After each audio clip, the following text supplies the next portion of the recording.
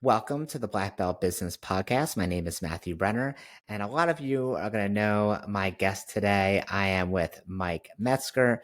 He was highly recommended from a lot of listeners, like, hey, you got to have him on. And the funny part that I talked to Mike about before the episode was that I actually asked him to come on over a year ago, maybe even 2 years ago. I'm not even sure. And he's like, yeah, sure. And I just never sent the link to set it up, which is super embarrassing.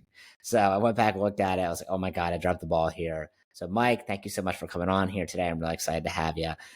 Give people a little bit of background. I think a lot of people know who you are, but for those who don't, give us a little bit of background. Well, first, thank you for having me on. So I appreciate that. My pleasure. Mike Metzger, just before I started martial arts in 1984, I own, with my business partner, Frank Silverman, we own 9 schools in Orlando, Florida.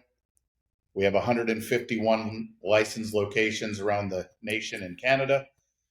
We also run the Martial Arts Industry Association, which is consulting for martial arts schools all over the world. And we also have a real estate company as well, commercial real estate.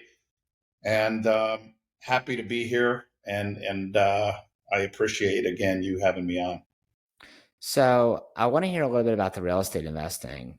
So what I want to know is, when you think of yourself, like your identity, do you think of yourself as a martial artist, a entrepreneur, a real estate investor? Like honestly, like, what's the first thing that comes to mind when you think of yourself and your identity? Well, an entrepreneur, but it's a great question, because I think, if your audience is mostly martial arts school owners, the fact that we have an owner title, or we have a school, we automatically think we're entrepreneurs. But for a long time, I was not. I was a martial arts school owner. I was not an entrepreneur. And then as we grew from when, Frank Silverman had some schools and I had some schools, we were actually competitors. We were not partners. And I went from 1 school to 2 schools to 3 schools. And, he was doing the same thing simultaneously. The Martial Arts Industry Association with Century Martial Arts kind of brought us together when we started doing MAIA together. And then we did a real estate deal together, a commercial real estate deal. And then in 2006, was our first, we developed our first real estate together. And then in 2008, we officially brought all the schools together and we're 50-50 partners in everything. And as we were doing that, we would ask each other, what are we? When somebody says, well, what do you do for a living? Do you say you own a chain of martial arts schools? Or do you say you have a real estate company?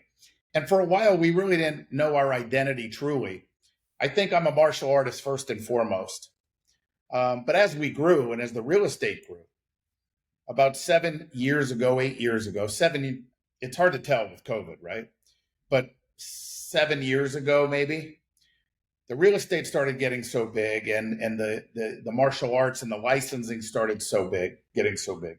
I said, why don't you focus on the real estate side. I'll focus on the martial arts side and the consulting side and the licensing side. So today, I think if you were to ask Frank Silverman, what does he do? It's without a doubt a real estate first and also a chain of martial arts schools and licensed schools around the country. I'd probably say, we have a chain of martial arts schools and a real estate company as well. So it'd probably be, one would be first for him and one would be first for me. But an entrepreneur, at the end of the day, we do a lot of different business. And so I think today we're entrepreneurs, but it took a long time for me to accept the fact that I was not a business person just because I owned a martial arts school or 2 or 3. I was not really savvy in business. I think I was just very good at what I did, which was teach martial arts, had a good enough personality to get customers and keep them and do well. But we've been in business now since 1991 in the martial arts. So that's evolved. And I just turned 50 in September. So I'm not a kid anymore. I opened my school when I was 18 years old. So at 18, I didn't know what I was doing. But anyway, so I would consider myself an entrepreneur. What do you actually enjoy the most? Like if you had to pick one and you're like, maybe they all are, let's say, profitable or they're all great, cool. But if you had to pick one to stick to, what do you think you would do? Well, as I said, I'm a martial artist. I mean, people in the industry see me as just a business consultant. They're not here, but I still train 3 to 4. I train 5 days a week. But if I'm either in the gym or I'm on the mats training in the morning, and I'm typically on the mats 3 days a week, training in the morning and in the gym the other 2 days. And martial arts has given me everything that I have today. But if I had to pick one, there's a saying, martial arts makes you rich, real estate makes you wealthy. So you're asking me, do I just want to be rich or do I want to be wealthy? What I like is to have my cake and eat it too. And whoever came up with the saying that you can't have your cake and eat it too, I think wasn't as successful as they could have been. So when I consult people, it's okay to have both. If I couldn't pick one, but I couldn't live. If you said to me right now, you just can't train anymore if you're going to continue with your life, I could not do that. I have to train because if I don't, I'm not out there wanting to compete or be the toughest guy in the world anymore. But for health reasons and for passion, I need training. I need to train. So you said you have over 100 schools that are licensed, right? So what's the name of that licensed school? Championship Martial Arts. Okay, cool. So why go the license route? Why not like franchise? Like how did you go from your 9 schools to, hey, I'm going to start licensing out these systems for Championship Martial Arts? So the story is when Mr. Frank Silverman was married to his first wife and she worked for us and they got divorced and she still worked for us. It was friendly, just whatever. It didn't work out in the personal life. She still worked for us, but then eventually she moved. When she moved out of state, she had said, hey, because I know all the systems and I want the curriculum and access to everything, can I open up a Championship Martial Arts in North Carolina? We're like, I guess we can license that. We can do that. And that was that. And then what happened is with the people that I've consulted in the Martial Arts Industry Association, they called and said, hey, did you open a school in North Carolina? I said, oh, no, that's a licensed school. That's Mr. Silverman's ex-wife. She has a licensed school. And then my clients would say, well, why didn't you tell me that you licensed? Can we license? And I said, well, I guess, why would you want to? Well, I don't know if you know who John Hackelman is, the pit master. Do you know John Hackelman? He was Chuck Liddell's coach and trainer. Okay. Glover Teixeira, who's was UFC champion. He's legendary coach. Anyway, we're very, very close. And Mike Dillard Sr., who was the CEO of Century Martial Arts, and now it's his son, Mike Dillard. But Mike Dillard Sr. said to me, man, John Hackelman really loves you. And I said to Mike Dillard, when you help people make a lot of money and be successful, they tend to love you, right? It was kind of a funny response. But going back to the license thing, when I said, well, why would you want to do that? Well, because everything you've helped us with, we just want to do everything you're doing. Can we do it? So our first official licensee was in New Jersey. And once that happened, other clients started seeing that and asking. So if you've been in the martial arts business a long time, I take it, right? Yes, sir. Yeah, Okay. My whole life, basically. Do you ever remember seeing an ad to become a licensed Championship Martial Arts school? You probably didn't. Yeah, I don't think so. We didn't run ads, right? And so people that we were working with started wanting to just do what we do. Now, why the franchise or why not the franchise? Because I didn't want people to lose their identity. In martial arts, there's culture, there's tradition. So we have MMA, the Pit, for example, the Pit, John Hackelman, the Pit, which is MMA, and he's a CMA licensed school.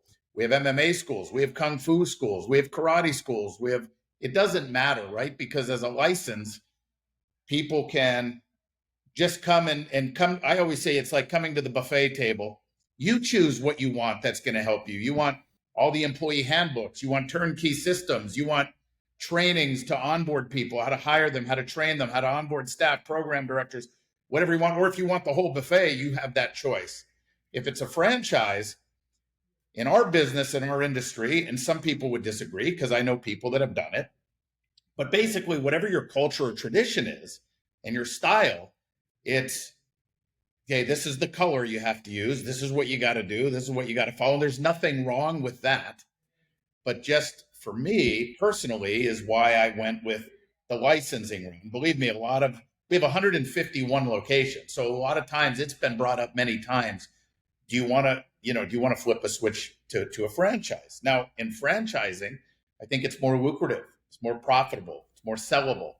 That's not my goal here. And I think that's another reason why, what I want to do is the best way I know how. Is my priority is to help this industry that has given me everything that I have today. And as I said, I'm a martial artist first. And if you've been in the industry a long time, a lot of times this is feast or famine, right? Martial arts school owners, they're either really doing well, they're really comfortable, or they're really struggling. And the truth is the majority of our industry is struggling. And so I believe in what we do, and whatever I can do to try to help the industry not struggle, I will do that. And so that's kind of the background on how we got to where we're at in the licensing versus franchise route, which again, I'm not against franchising at all. I think franchising is even easier. It's more turnkey for people. It could be easier, but I didn't want people to have to lose their identity or their culture or whatever style they came up with. So what are they licensing from you? The name and the business systems? Some people use our name. Some people do not use our name. Like, for example, there's a school in Chicago, Dominion MMA. Dominion MMA is a CMA affiliate, the Pit, John Hackelman. He's not using Championship Martial Arts, but they get access to our entire curriculum, all our business systems, our trainings. We do live program director meetings. We do Zoom meetings every month. We do owners only calls every month. There's just a plethora of business, because at the end of the day, business is business, regardless of your style. And some people are in it for the support and just to be part of something bigger and to have all of that. And some people just come in and say, I just want whatever you're offering. So they can. So now is that something that you promote, or just when people come up to you and ask you about it? Or I still haven't promoted it. It's not out there. You're not going to see. I mean, as of right now and ever, you don't see Facebook ads. You don't see ads about CMA anymore. Yeah. So no, we don't actively promote that. In a license, tell me if this is correct. I could be wrong. I think usually a franchise fee is like a percentage of revenue, and a license is usually a flat fee. Is that kind of how you do it too, or flat fee? Right, flat fee. No matter how much you grow or whatever, we don't take percentages of enrollments, bell tests, or anything like that. It's just a flat fee. All right, so I want to hear about the commercial real estate. So obviously you had like your own schools, your 9 schools. So now you co-own those with Frank, right? Right. So do you still plan on opening up more of those locations, or you'd prefer just to keep on licensing or grow the Martial Arts Industry Association side? Like, where do you want to go from here? Yeah, it's all of the above. So no, we're actively still expanding and opening. So we opened one just 3 months ago. We opened one last year. And we plan on opening more. And, my goal would be to get to, to open at least 3 a year and then to 5 a year. And I'm doing that for my team. I have people that have been with me for 25 plus years. One person's been with me 30 years, and they're executives in the CMA Championship Martial Arts Orlando. And they have grown to very lucrative real careers. And now I have people that are moving up that have been with me for 17 years, 15 years, 18 years. And, they've been in a school. And so we have a corporate structure where you can move from, an assistant instructor to a senior instructor to a chief instructor to an assistant manager in the school to a manager to a GM now, which is an executive level position, to a director of operation. We have a vice president of business operations. And so I just had a meeting yesterday, as a matter of fact, as we're promoting people up, we're in that time where we need to start expanding more to give everybody these opportunities, because we do very well keeping our people. I think like to think we take good care of our people. So no, we want to expand that as well as all of the above, because I also have people that started with us in our schools that we moved over onto the licensing side and their pathway for growth. My mission and passion now is to take care of my people and take care of the industry. The industry's already taken care of myself and Frank Silverman, and now what drives me is to take care of my people, and that's something that will never go away, right? You'll never arrive at taking care of others. Yeah, I like that you brought up that all the different levels your employees can kind of get to. I recently sent out a post on Facebook and in my newsletter. One of the themes I do every Friday is about team building. Okay, so each day I send out a newsletter 3 days a week. If you're listening to this, send me an email or message, newsletter, and I'll send you the link to subscribe. But it's 3 days a week. Each email is a 3-minute read or less. So I actually put it through ChatGPT and say, make sure this is 3 minutes to read or less. Sometimes I write too long. I have to cut it. And each day it's a different theme. So Monday's marketing, Wednesday's retention, Friday is team building. And so recently on Friday, we talked about one of the things I sent out, super popular post for me, was you need to have a roadmap for your employees to how to go from student to maybe volunteer to assistant instructor to head instructor to manager to location owner to developer, whatever that looks like for you. You need to have something to set a vision for them. Otherwise, they just train with you and they just go get another job eventually because they don't even know it's possible that they can have a career in martial arts because you never even showed it to them.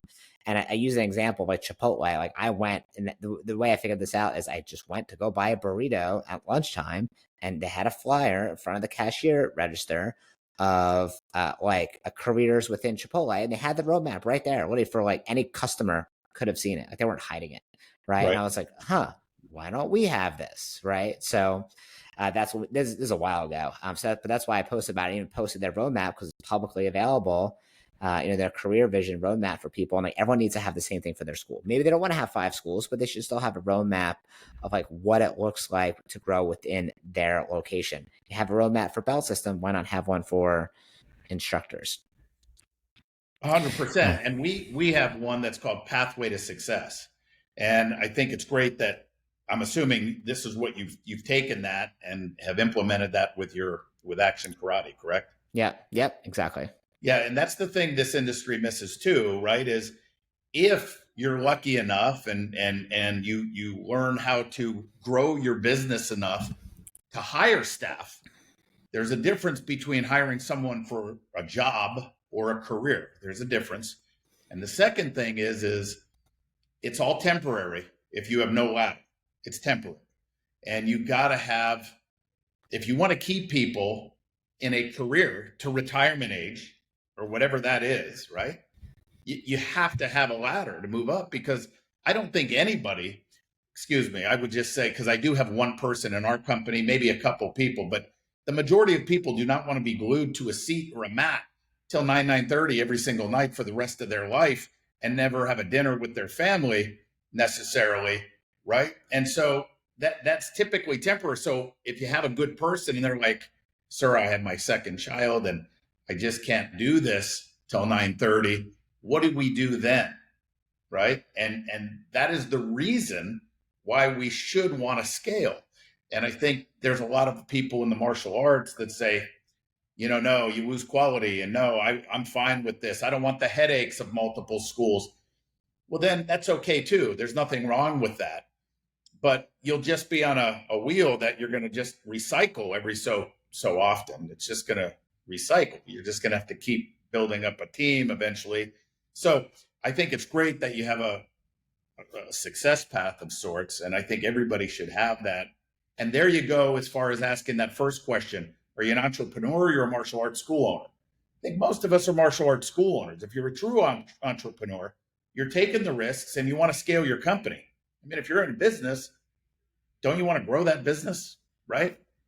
Yeah, no, you're absolutely right. And if you're making some money and let's say you pay your expenses and you max out your retirement account and you kind of put away what you need, then like you need to be taking that extra money and investing it in some sort of real estate or stocks or whatever you want to do that's like a safe investment for you or matches your risk portfolio to make that money grow. Because like you said, yeah, martial arts, you can make money and maybe be rich, but if you want to be wealthy, you have to invest that money somewhere else. I actually had a guest on, like I had a real estate investor on slash agent in an earlier episode talking about, hey, here's how you can actually find a property and invest, and here's how to do it, and kind of walked us through the process. But I'm curious to hear your process. So most of the commercial buildings you invest in, is that where your schools go, or do you put other businesses in there, or do you get shopping centers where you put multiple? What do you typically look for?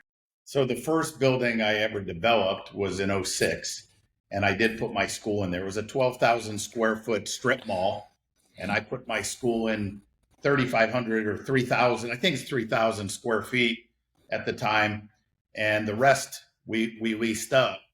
And that's how we started. We started with little strip malls, out of the 9 locations today, we own 1, 2, 3, maybe 3 of the 9 that we own, or 4. And we've evolved on the real estate side. So we got out of the mom and pops and the strip malls, which was very good, right? I mean, it was good. So now today we just do freestanding buildings, for the most part, freestanding buildings with national tenants and regional tenants today. So we're doing Taco Bell's, Checkers, McDonald's, so it has nothing to do with the martial arts business or schools. It's, as I said, about 7-8 years ago, it started getting really, really big and busy. And so we had to really stay focused. And that's when we decided to consciously just, I'll focus on this, you focus on that. However, if you're hearing anything in the background, Mr. Silverman's office is right through the door in front of me. And when there's things happening, he'll say, hey, we got this opportunity. And if we're good, and I trust him, and that's about the trust. That's, our partnership's pretty unique too. So I know what he's working on and doing, and then I move on and get back to my deal. Or if I say, hey, we're opening up another school over in this area, great. It's like, great, okay. And we go and we move, and that's kind of how it's evolved now. So the real estate, I would suggest we have an advantage as any business owner, because you should start by owning a commercial property and being your own tenant, so to speak, because it takes a lot of the risk out of the deal, as opposed to if you just wanted to go buy a building and hope to get a tenant or keep a tenant, or maybe there's a tenant already in place, the return's not as strong, but it's a little safer. But I think we have an advantage. So if you start there, then it can evolve, and it depends if that's what you want to do. And not everybody wants to do that, right? Like you said, I believe everybody should invest for their future. So how do you typically attract tenants like a Taco Bell or a Checkers? Do you know a rep there, and do you know that they're gonna most likely rent those locations that you purchased and developed before, or how do you do that? Yeah, so it's very relationship driven. So we don't buy a building unless we already know we have a lease in hand. So okay, we don't take a lot of risk today, like in the olden days when we developed a strip mall, and then we got to fill it up with tenants. Yes, it's all relationship driven. We have the brokers that will come to us and say, hey, do you have anything in this area? We have a team that'll look in the area. We'll say, what do you think of these? They'll look at the site. We'll get it under contract. They'll say, we want it. We'll buy it, and we'll put them in, and we'll flip it or we'll keep it. I mean, it just depends on the tenant, whether we sell it or we're going to hold it. Why not hold it? Is this sometimes you just sell it for a lot more than you bought it, and I Well, might as well exit now? It just depends on the tenant and the deal and the market. I mean, sometimes there's, we've developed a relationship years ago with dispensaries, medical marijuana dispensaries. I don't drink. I don't do medical marijuana, right? But on the medical marijuana side, we developed a relationship when they were coming into Florida, and they wanted us to develop all their sites, and they wanted to rent from us. They wanted to lease from us, right? So it got to the point where, we had 30 of these, and that's heavy into that. We didn't want to have 30 of those and have our portfolio really weighted with 30 of those. So we sold those, built up more, sold the portfolio, so like those we'll do. And then also it depends on market trends. I mean, I don't know if this is exciting for the audience because it may be interesting for everybody, but market trends. Sometimes the market is just like we get offers. Sometimes you just can't pass up. I mean, you get people that are doing what's called a 1031 exchange. Are you familiar with a 1031 exchange? Yeah. You sell what you have, use that money to buy something else. You got to use that money to defer the tax, and sometimes you have a certain period of time where you got to put your money in. And so sometimes people with 1031s, they overpay, and because if not, they're going to pay a big tax, right? Yeah, they're in a rush. So, it's usually 30 days, right? Or is it 90 days? There's 90 days to identify, and I think it's and Silverman, because he's on this, knows it, but I think it's 90 days. You got to identify the properties. I think you have 6 months to close on the property. So, but if you're running out of time and you got to just park that money, sometimes it's okay to overpay, because overpaying for a property is less expensive than paying the tax that you're going to lose. So sometimes it's just the right time to sell. It's like, okay, it wasn't necessarily on the market, but with the brokers in the small world, it's like, hey, we have an offer. We'd like to, if you'd want to sell it. And sometimes you flip that. Now, some of these big national, like we have holdings in New York. I think we're selling a Pennsylvania today, as a matter of fact, is what they told me when I came in. We're selling a building we have in Pennsylvania. But like a building that we own in New York, we developed that building. It's got to be 10 plus years ago. It's a bank, and that's a hold. Like that's a triple net plus lease. We have no responsibilities, the roof, nothing, right? And it's a very, very exclusive piece of property. And that's just, you collect the check in the mail, and it's going to be paid off, and they're going to renew. And if they didn't renew, it'd be leased up like that, because it's a very exclusive piece of property and great piece of property there. So that we're just holding, because that's just a legacy deal there, right? If you do some land leases, if you're familiar with land leases, those are holds a lot of times too. It's like you lease the land, it's 20 years, and you have a national tenant on there, and you walk away, and no need to really sell that. But again, it just depends. In your experience, what's been like the worst type of tenant? Like, is there a certain type of business? Like, you did dispensaries, which I feel like kind of go in and out. It's like a new thing. No, we've never had any. We never had any of those go in and out. They've always been on time all the time. They're good. They're $100 million dispensaries, and some publicly traded dispensaries. We've never had an issue there. They did have to pay in cash their rent, because banks, weren't allowing them to have it was a federal thing. So even though the state allowed it, but anyway, no, the hardest part was, I'll be honest with you, the hardest part was back in 2010, 11, when we were hitting the crash, and we had shopping centers, and we had mom and pops. And when you have mom and pops, by the way, the martial arts industry is mom and pop. The martial arts industry took a hit during COVID, took a hit probably back in 2011.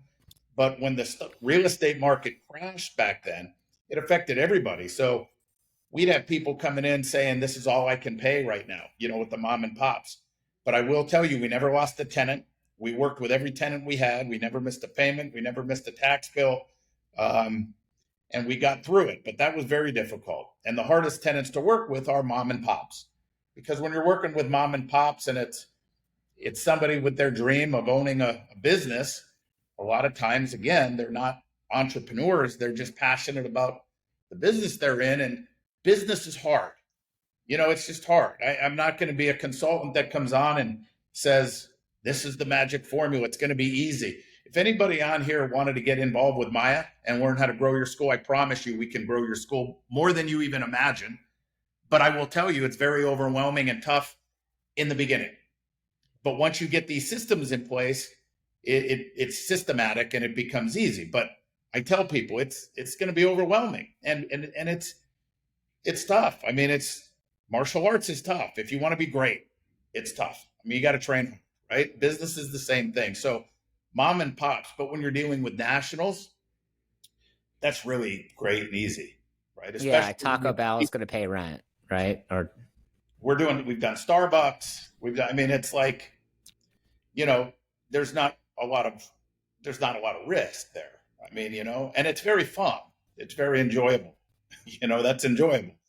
But that has allowed me to do what's best for our industry and for my team. Whereas if you would have been doing this podcast with me 10 years ago, I still needed to take care of me and my family. So I would have tried to really figure out how to generate, revenue would probably be my number one, focus in everything that I do. But you could talk to Chris with GrowPro Agency. I know you're good friends with Chris, and you can ask Chris. She's asked me many times, why don't we scale this more, like the consulting, and we should do this, we should do that. And I said, because I don't believe that's what's best for the client. And if my goal was to feed my family from this, then yes, I would want to scale that differently.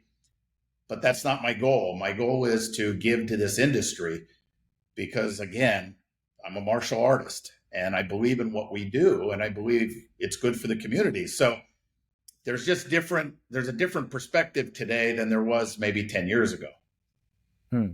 So now when you're either coaching or maybe helping your team coach, like what's different now when it comes to running a martial arts school than 10 years ago? Like what's changed? Well, I don't know anything about social media. That's changed. So I need Chris. That's why she's on the team. I think we really need to understand technology and utilize it, because if not, the martial arts industry, I think, is behind in general. We've always been behind a little bit, even 30 years ago to other businesses.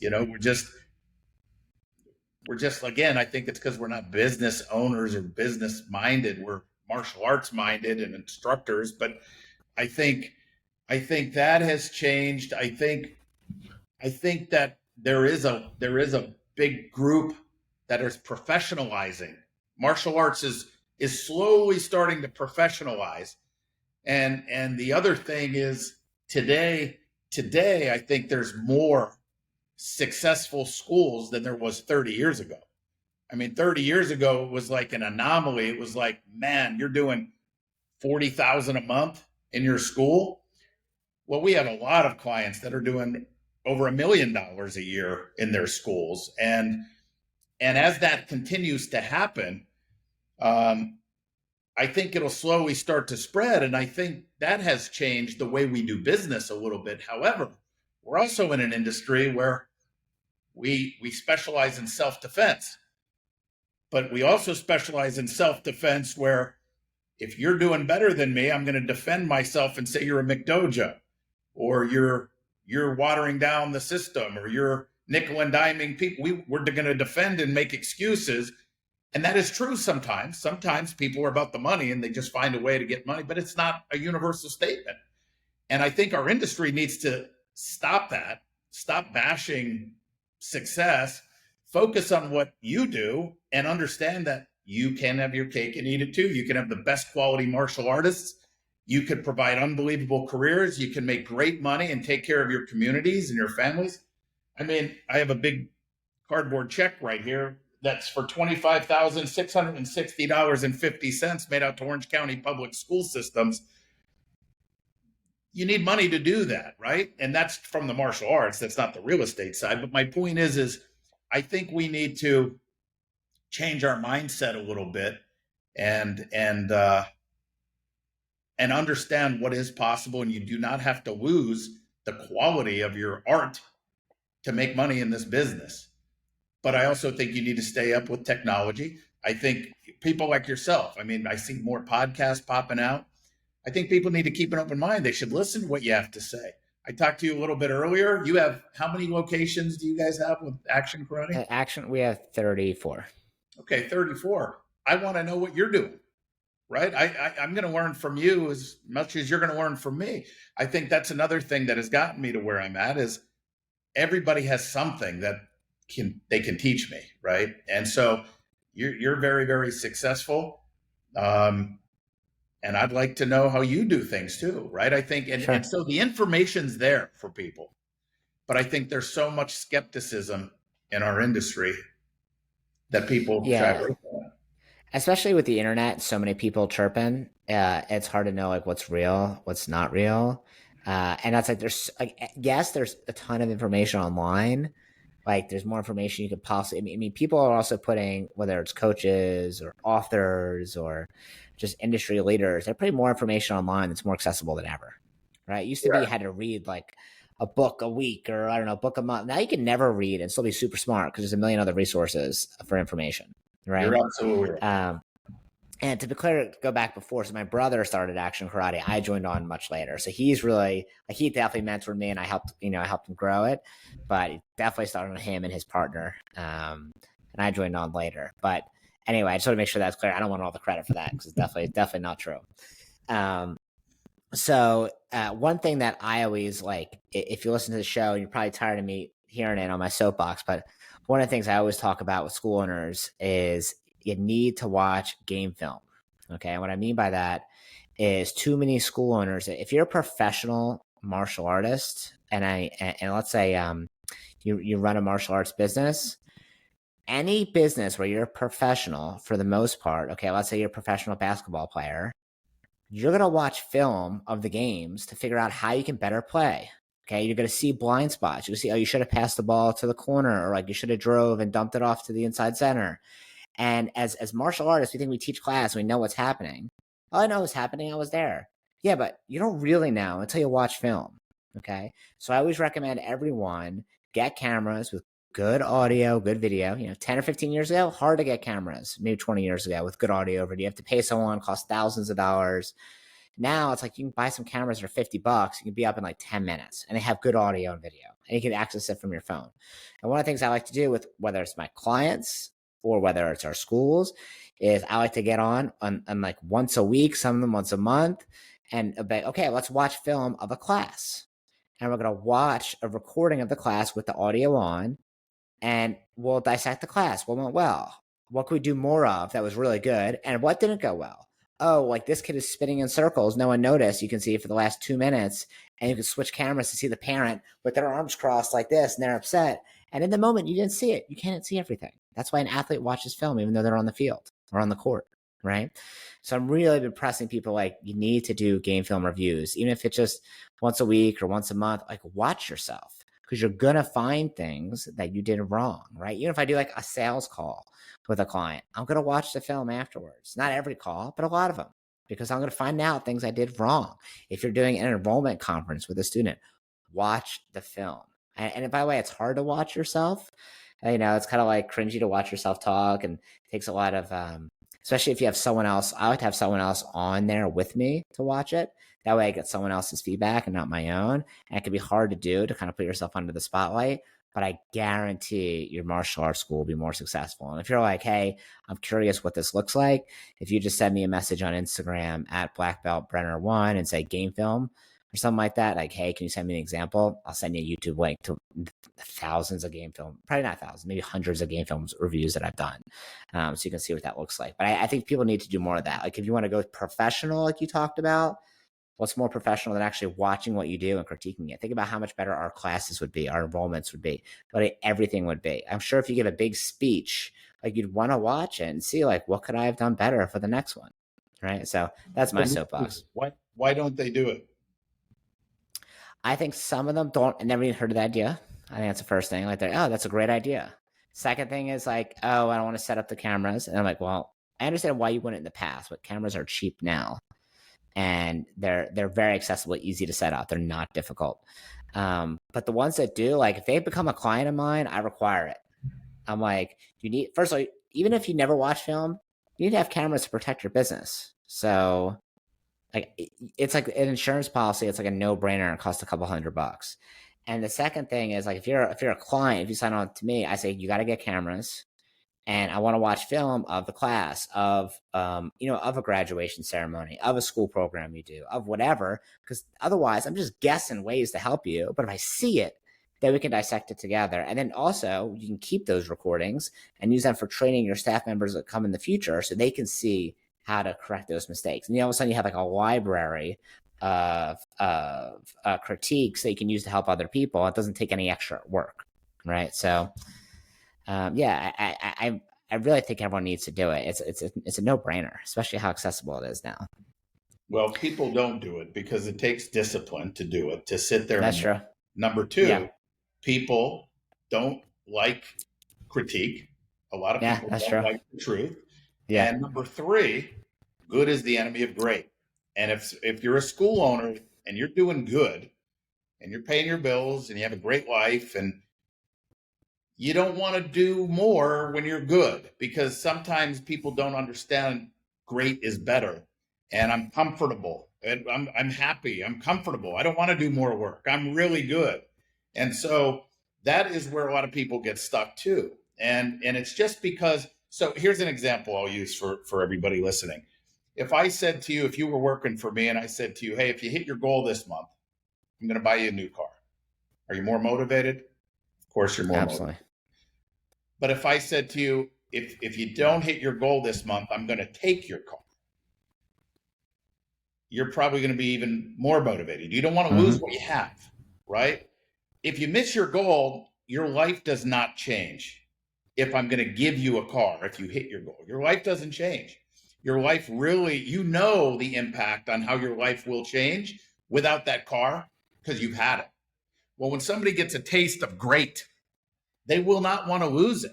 But if you've never tasted it, sometimes it's not as motivating to work harder to get there because you don't know what you're missing, And when you make it about other people and not yourself, if you really care about taking care of the student or the black belt or the college kid now who's been with you since they were 5, and 3 people, I always just use this as an analogy, 3 of your students that have been loyal to you come walking into your office and say, sir, thank you for everything. We've all talked about it. We decided we don't want to pursue another career. We want to work for you. We want to make our career here and we want to come on full time with you. Can you hire all 3 of them right now? If the answer is no, that's a shame. So they're going to go open their own schools, or they're going to go into other fields and never have that opportunity to make a career in martial arts. So when you think of it differently as opposed to for yourself, I think that's a bigger driver for people to take your advice, whether that's study game film or keep stats or whatever it is, right? To do the things we didn't sign up for when we had dreams of opening a martial arts school. We didn't dream of, I can't wait to open a school someday so I can film myself and critique the heck out of myself, right? We didn't think about that. We did it because we had a passion for martial arts. But can you flip that switch to a real business owner, entrepreneur? And it just depends on your why behind it. You have to have a big enough why to drive you to do that stuff. Yeah, and there's plenty of reasons and motivators to make more money that have nothing to do with greed, right? Make more money so you can have nicer facilities for your students, a nicer mat, nicer equipment, be able to hire a bunch of teenagers in your school and give them a job or give someone a career. It doesn't have to be like, I'm just lining my pocket so I can buy a nicer car. Right. And there's plenty of other good motivations. And by the way, like if you do buy a nicer car or something nice, you're also motivating the people around you. Right. You're also like showing other people, hey, this is possible if you stick with me or just do the hard work on your own, you'll be able to be successful too. So there's a lot of upsides to making more money. Give obviously money to charity, whatever you can do anything. The people that I know that a lot of people that I know that are the most successful are also like the most willing to give their energy to people and help people, right? Like, and I'm a firm believer of, Zig Ziglar is if you help enough people get what they want, you'll get whatever you want in life. So I was kind of ingrained in my head in the car, listening to my brother or other people, just listening to, Zig Ziglar and the VHS tapes in the car. Wait, VHS? No, that was for TV. Unless you had a really fancy car. We had a Bentley, so it had a VHS tape. No, I'm just kidding. What was it in the car? Cassette tape. That's right. Cassette tape in the car. That's correct. Yeah. And yeah, I still listen to Zig Ziglar sometimes on Spotify. So that's always really good. Zig was great. So just a couple quick questions. What do you feel like is the book that made the biggest impact in your career? If you had to recommend one book. The biggest impact in my career. Well, I'll tell you, when I was just a kid doing the martial arts, not a kid, but a young adult, Zen and the martial arts really made me look at things differently and teach differently. I love that book, Zen and the martial arts. I listened to, so I told my daughters this. So books, are you familiar with Brian Tracy, Chet Holmes, Yeah. Jay Abraham? Yeah. Okay. uh, Tony Robbins, I was doing the cassette things on all of these guys, right? On sales and marketing your product or your service, and mindset with Tony Robbins. Then you could get into is it Brian Collins from Good to Great? Is that who that is? Who did Good to Great? Joe. I know the book. I can't tell you the author's name off the top of my head. Secrets of the Millionaire Mind by T. Harv Eker. I mean, just things that would drive me to be better. So I mixed it with mindset and with, sales, right? And those are the things. Those are the books that made the biggest. I say books, but again, I was more audio. It was more audio tapes back then with all of these guys in my car constantly. And the reason is I had a business mentor who was my accountant back in the day. And he gave me Jay Abraham set. And he goes, I want you to listen to this and then let me know what you learned from it. I was in my 20s. So 2 weeks later, I came back. I said, hey, it was interesting. He goes, tell me what you learned. I said, I'll be honest with you. I didn't listen to him. Right. He handed him back. He said, it's really important. I want you to listen to him and I want to know. I'm like, okay. So I started listening to him in my car and then I got hooked. And for about 3 years, that's all I did was listen to these guys. Again, Chet Holmes, Brian Tracy, Jay Abraham, those guys specifically, just on business and sales and presentation and examples of other companies and industries and how they scaled. And my parents had a tile business and they did tile for a guy who was 60 at the time, in his 60s. His wife was in his 40s and they went out to dinner with him and I went with them and I was in my 20s. And he said, for her 40th birthday, he surprised his wife by depositing $1 million into her account. And then a kid in my 20s who's trying to figure out, how am I going to be financially secure for the rest of my life? I'm like, how did you do that? And he told me about a carpet company that he owned and how he took it national. And then I sat there and I'm thinking, man, I'm just running a little karate school. How can I ever take that national? How can I do that? And I would always go out to dinner with my parents and this guy and pick his brain. So I wouldn't say, it's everything that's made a big impact in my life, not just a single book, or a cassette or an individual. It's the people that I sought out. It's all the clients that I've worked with.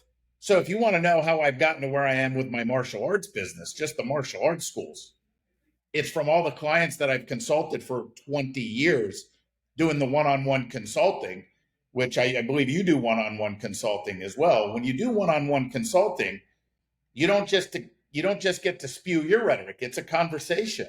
So over 20 years with hundreds of people all over the world doing one-on-one, everybody did something that I'd be like, how did you do that? Like, what were you doing? And so what I just became a funnel.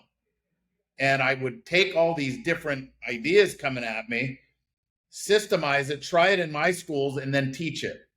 And I needed things that would work anywhere, not just if you're in the middle of New York City with 10 million people within 3 miles with a household income of $200,000.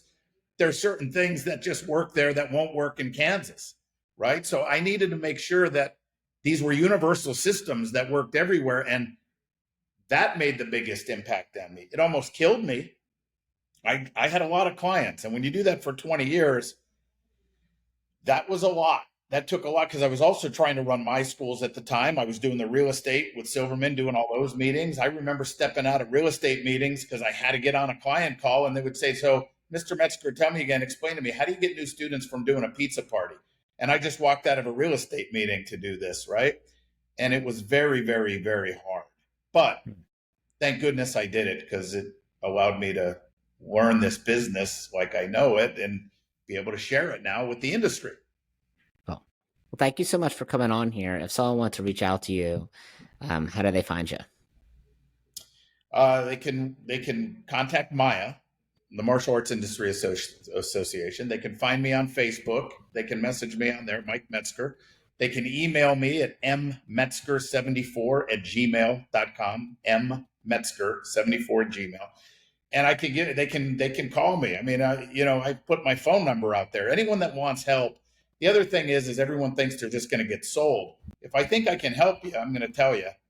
But there's a lot of people that call me that I say, listen, let me just give you some free advice.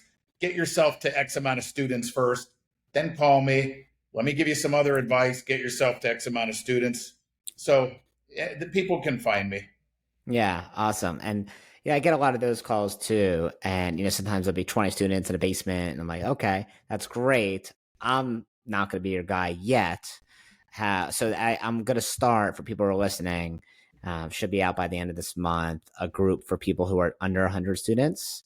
So I wrote an ebook for you guys on how to get your first 100 students, but B, it'll be a program, probably super cheap. I'm not sure how much it'll be, maybe $100 a month or something super cheap, that you'll be able to get help, but only if you're under 100 students. Like, it's for those people specifically. So if you're listening and you want to grow your martial arts school organically through the Triangle Codex, which is through schools, daycares, and businesses, where we create strategic partnerships to enroll new students, where you can control the inflow, send me an email, matthew@wdojo.com, or find me on Instagram at blackbeltbrenner1. Thanks, guys.